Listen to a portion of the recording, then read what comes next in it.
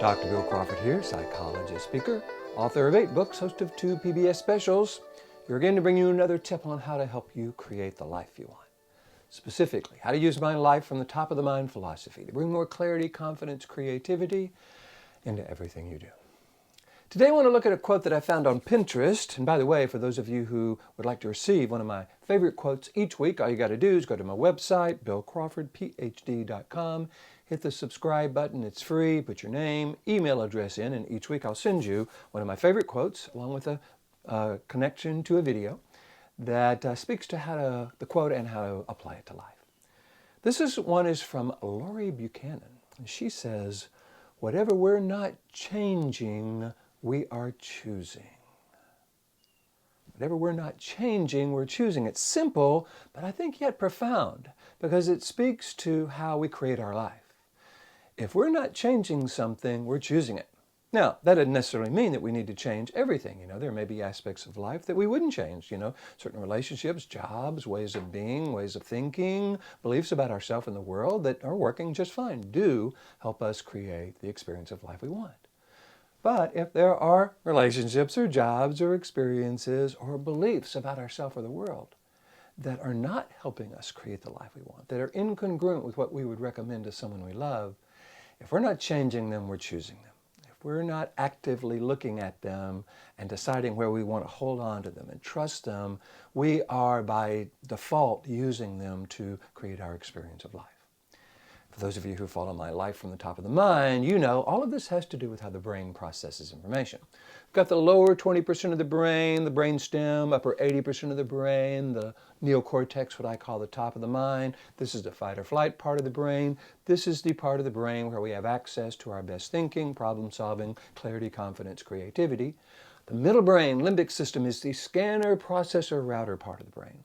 Its mission on the planet is to keep us alive as a species, so it has a tendency to kind of incorporate things and hold on to things that it believes will keep us safe.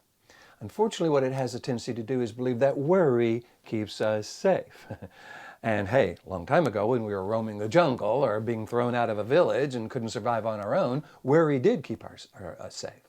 But these days, I'm not sure worry, especially kind of negative beliefs about ourselves and the world, are really going to keep us safe. In fact, they have a tendency to hold us back because they have us holding on to beliefs that we would not recommend to someone we love, that actually get in the way of us creating the life we want. So what I suggest we do is follow Carl Jung's advice. He has a great quote that says, "Until you make the unconscious conscious, it will control your life."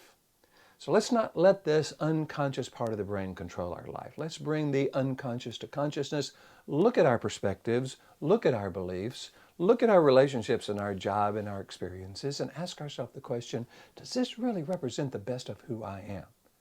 Do I want to hold on to that and just kind of leave that as a status quo? Would I recommend this to someone I love? Or is this some aspect of my life that I want to change versus just unconsciously choose? If so, that's what I help people do. I go around the world teaching people how to access this clear, confident, creative part of who you are. The part of the brain that makes purposeful decisions. The part of the brain that's able to look at an old belief about ourselves and the world, or a relationship, or a job, or a career, or a set of friendships, whatever, and ask ourselves some really important questions about that. Do these all represent the best of who I am? Do these help me create the life that I want to create, the one that I would recommend to someone I love? If so, terrific. If not, we can begin to change them. And as we begin to change them, we begin to have more influence in our life and in the lives of others. Because now we're the orchestra conductor. We're the person at the helm of the ship. We're the one making decisions about the kind of concepts and beliefs and perspectives and relationships and jobs and careers and friendships that we condone. There's a quote that I came up with not too long ago that says, "Whatever we condone, we codify." That means whatever we condone, we make part of our code. So I suggest we look at that and ask ourselves the question, are there old beliefs, perspectives, situations in our life that we do not want to codify, that we do not want to make part of who we are? We've got to purposefully choose those in order to change those so that we're not just letting them kind of by default influence how we are thinking and feeling.